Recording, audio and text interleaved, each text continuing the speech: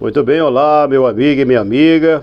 A paz do Senhor Jesus Cristo para todos que estão me vendo nesse exato momento aqui pelo nosso canal Palavra Viva, porque a palavra do Senhor diz que a palavra de Deus ela é viva e eficaz, mais cortante do que qualquer espada afiada de dois gumes, e é apta para discernir os pensamentos e a intenção do coração. Então o nosso canal Palavra Viva traz aí o nome do canal baseado na Palavra de Deus, que é exatamente o nosso objetivo aqui no nosso canal, de levar uma palavra cristocêntrica para vocês que estão acompanhando a nossa mensagem. E eu quero aproveitar o ensejo, trazer aqui uma palavra de Deus relacionada à salvação, porque é exatamente isso que a gente observa que está sendo necessário na vida do ser humano.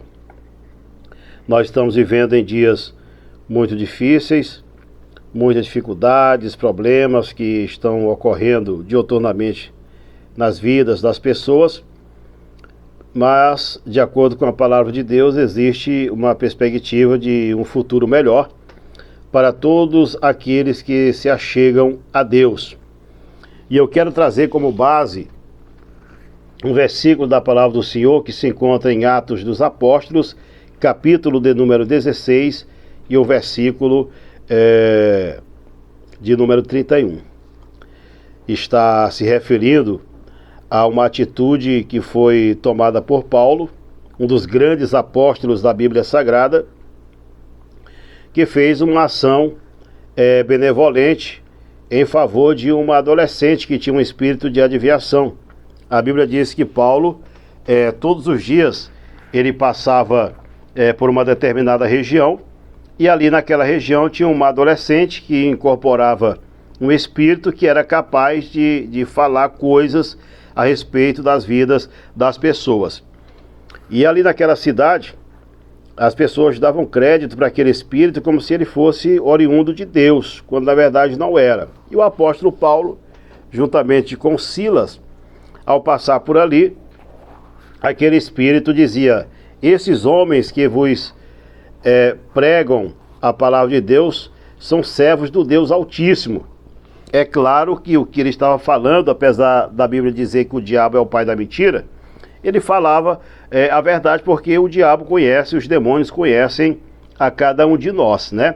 A Bíblia diz que o diabo ele está ao nosso derredor, procurando alguém a quem possa tragar. Só que o apóstolo Paulo, incomodado com aquilo ali, uma certa feita ele chega para aquela adolescente e expulsa o demônio daquela jovem. E as pessoas que se consideravam proprietárias daquela adolescente, não gostando do que havia ocorrido, porque eles ganhavam dinheiro com a adivinhação dela, e agora a sua fonte de lucro havia sido desfeita, então eles tomaram uma atitude de denunciar a Paulo e Silas por aquilo que eles fizeram. Nós observamos que aquela época não era uma época muito fácil, era uma época difícil, né? Um período em que Roma estava comandando ali aquele império, e o povo de Deus era subjugado, os judeus eram subjugados pelos romanos. E foi considerado crime aquilo que ocorreu, e a gente observa que agora, nos dias odiernos, né, daqui a pouco, as pessoas que estão aí no Congresso Nacional, os legisladores, daqui a pouco vão estar criando uma lei que irá proibir também de que demônios incorporados sejam expulsos. Eu espero que isso não ocorra, mas a gente está caminhando para que isso venha ocorrer. E Paulo e Silas foram presos por conta desse episódio. Se nós formos olhar pela ótica da benevolência, né, do benefício, ele fez uma grande ação em favor daquela adolescente que foi liberta. Uma possessão deve ser uma coisa muito ruim de se ter, né? Ser dominado por um espírito, porque a pessoa que está possessa, ela perde as suas faculdades mentais, seus raciocínios, seu psique, a sua vontade própria, o livre-arbítrio, porque o demônio é que domina aquela pessoa. E o que Paulo fez pela ótica espiritual e familiar foi um benefício para aquela adolescente. Porém, para os seus donos, os donos da adolescente, o que ele fez foi mal. Denunciou para as autoridades prendem Paulo e Silas, amarram pés e mãos e ainda montam guarda ali no presídio para que eles não sejam soltos, né, para que eles não fujam. Paulo e Silas, sendo dois homens espirituais e conhecendo muito bem o Espírito Santo de Deus, eles mesmo estando presos, né, ali naquela cadeia, a Bíblia diz que eles cantavam e oravam, né, eles louvavam a Deus, porque eu acredito que eles eram conhecedores da palavra de Deus, e no Salmo de número 150, versículo de número 6, se não me foge a memória, está escrito: tudo quanto tem fôlego, louve ao Senhor. E eles, mesmo estando presos, eles louvavam a Deus. E a Bíblia diz que os outros presos os escutavam, louvando a Deus. E de repente, Deus envia um poderoso terremoto ali naquela cadeia, de modo que as algemas, as cadeias caíram, foram quebradas, né? As grades do presídio foram abertas, e o carcereiro, coitado, que estava ali guarnecendo aquela dupla de servo de Deus, né, achando que Paulo, Silas e os demais presos haviam fugido, ele puxou da espada para se matar, né? E Paulo, pelo Espírito, porque havia se tornado escuro naquele tempo, eles só utilizavam lamparinas, etc. E aquele terremoto, acredito que tenha derrubado tudo, tenha ficado escuro, de forma que o texto diz que pediram luz, né? E Paulo, ao perceber que aquele homem estava preparado para se suicidar, porque ele temia a represália da parte de Roma, por ele permitir que os presos fugissem, Paulo bradou e disse: não te faça nenhum mal, porque todos nós aqui estamos. Então, quando ele acendeu a luz, estava lá, os presos não haviam fugido, estava todo mundo tranquilo. Então, o carcereiro estava ouvindo, evidentemente, Paulo orando a Deus e cantando, mesmo estando todo ensanguentado, porque ele havia sofrido ali uma quarentena, tinha sido agredido com Silas, estava amarrado pés e mãos e estava ali cantando. Então ele perguntou: senhores, o que eu devo fazer para ser salvo? Aí foi quando Paulo recitou esse versículo que está em Atos dos Apóstolos, capítulo de número 16 e versículo de número 31. Crê no Senhor Jesus Cristo e serás salvo tu e a tua casa. E esse versículo é tão verdade que eu aproveito o ensejo para dar um testemunho rápido aqui, que eu aceitei a Cristo depois de 1998, 1999. Eu era o segundo da família. Minha tia havia aceitado a Cristo mais cedo.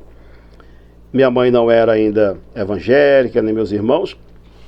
Depois passei a orar pela família e minha mãe aceitou a Jesus, me ajudou em oração, e hoje nós temos aí quase toda a família na igreja. A minha irmã aceitou a Jesus, minhas duas irmãs, uma sobrinha. Aí eu tenho primos, tenho primas, tem um montão de gente que está na igreja aí. Nós estamos orando para que mais pessoas vão, porque a promessa de Deus é para nós e também para as nossas famílias.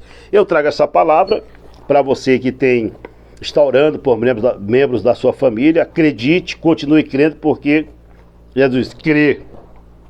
Tem que ter fé. A fé é o firme fundamento das coisas que se esperam e a prova daquelas que se não veem. Então, se Jesus te salvou, Ele vai salvar o teu pai, vai salvar a tua mãe, vai salvar os teus irmãos, toda a família. Pode ser que isso não ocorra de uma só vez, claro que não, mas gradativamente Deus vai atender as suas orações e vai entrar na família através do seu testemunho. Quem sabe você fazer algumas coisas que eram inconvenientes e Deus te libertou, tá? E eles, por mais que não queiram perceber, mas eles estão observando, porque não são loucos e nem nada. Sabe que você vivia num mundão aí da prostituição, do adultério, nos vícios, e hoje só vive de casa para o trabalho e para a igreja. Você que é casado só vivia se desentendendo com a esposa e hoje vocês têm uma união estável, né? Filhos obedientes em casa, então eles percebem isso aí. Então mais cedo ou mais tarde eles vão também querer ir para os pés do Senhor Jesus Cristo. E você que ainda não goza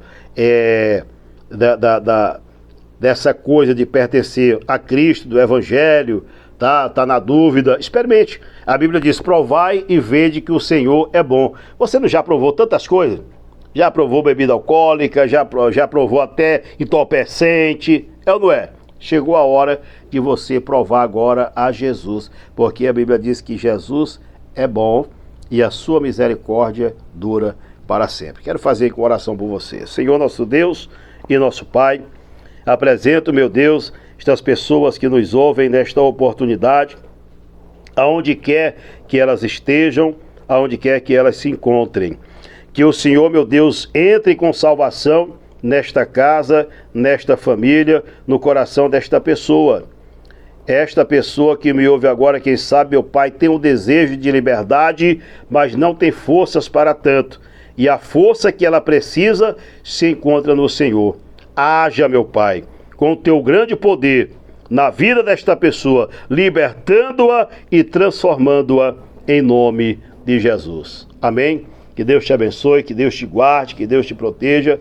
Eu peço que você, se desejar aí, dê um like nesse vídeo, que você compartilhe com mais pessoas e vamos difundir a palavra de Deus, porque foi para isso que nós fomos chamados e esse vídeo pode ajudar e muito a alguma pessoa que esteja precisando de uma boa palavra a respeito de salvação. Que Deus te abençoe, em nome de Jesus.